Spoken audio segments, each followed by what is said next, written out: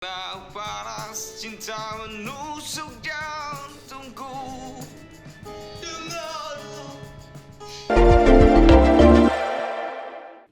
Musikus Triswaka dan Zinedine Zidane ternyata tak cuma membuat video parodi Andika Kangen Band dan Rizal Armada. Triswaka dan Zidane rupanya pernah memparodikan gaya bernyanyi dua penyanyi legendaris Indonesia, yakni Iwan Fals dan Ebith G. Ade.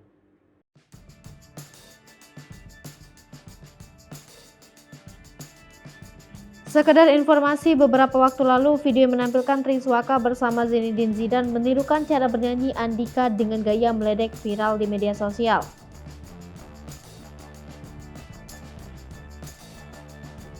Pantauan Tribun Jakarta, di video itu Triswaka bernyanyi sambil memainkan gitar dan terlihat meledek Andika Kangen Band dengan menirukan ekspresi hingga suara sang vokalis.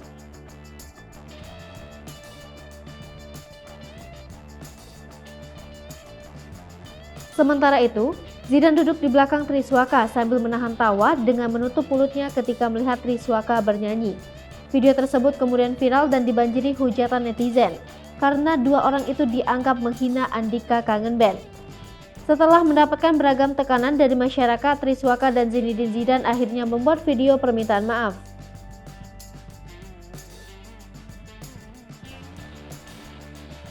Ia mengaku tak tahu menahu videonya menyindir perasaan Andika Kangen Band dan Rizal Armada. Meski begitu, Triswaka memastikan tidak ada niat untuk mengejek atau berbuat hal negatif.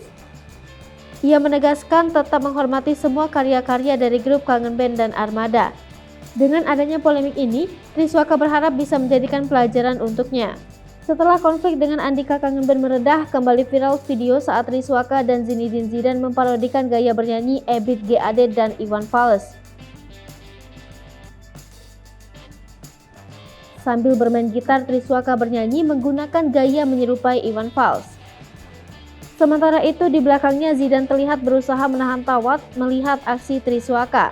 Setelah itu, giliran Zidane yang memparodikan gaya bernyanyi Ebith G. Ade.